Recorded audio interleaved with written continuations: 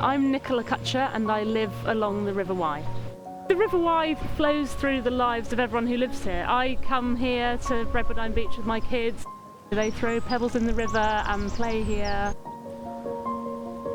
This should be a bed full of clean gravels, and instead everything's got this disgusting film on it.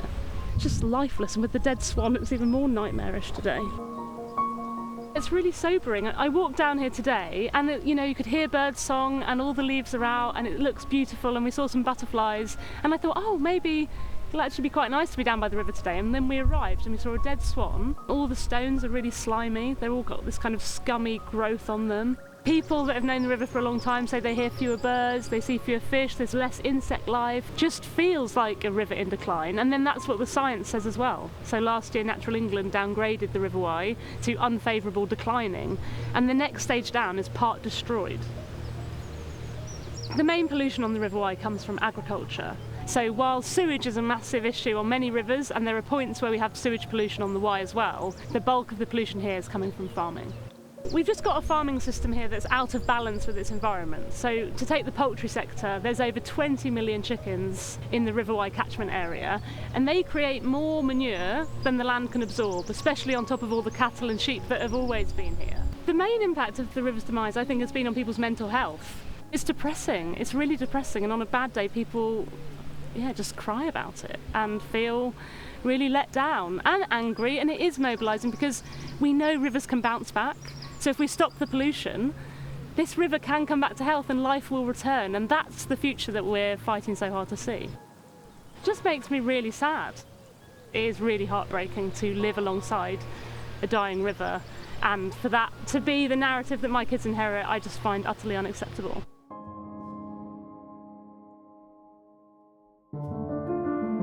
I'm Christine Hugh Jones.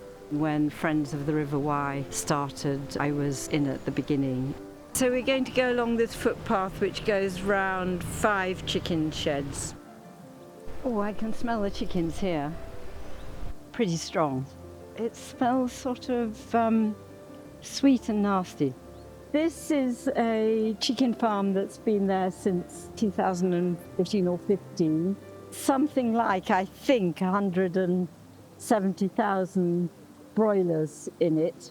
That's chickens for the meat market. We're on the River Lug, which is one of the bigger tributaries of the Wye, and it's the one in the most trouble. Bit of an odd colour, sort of greyish blue, not very clear, with a lot of rather slimy looking sediment on the bottom. It's the worst in the whole Wye special area of conservation by quite a way. There are something like 24 million chickens in the Wye catchment.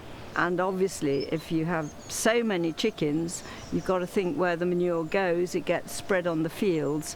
Chicken manure is very rich in nutrients, and eventually it finds its way to the river. And so what we're doing is disturbing the ecology of the river and basically killing the things that live in it.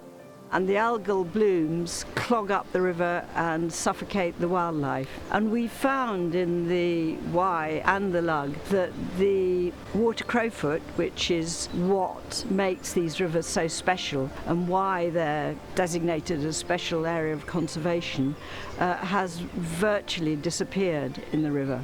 The Environment Agency has the power to go and inspect farms, to offer advice or to enforce against people who aren't obeying the regulations. And they have taken the line that advice is the way to go rather than enforcement. If you never enforce and nobody ever pays the price that polluters are supposed to pay, then every other farmer will look at the big polluters and say, well, they're getting away with it, why shouldn't I? For me, I'm frantically worried about the state of nature. You could get so depressed that you just can't do anything. So I prefer to think what I can do and do it. What else do you do except try and look after your little bit? I just think about it as your kind of, ill dying relative. You don't stop feeding them and stop hoping they'll get better and stop, do you? And sometimes they do.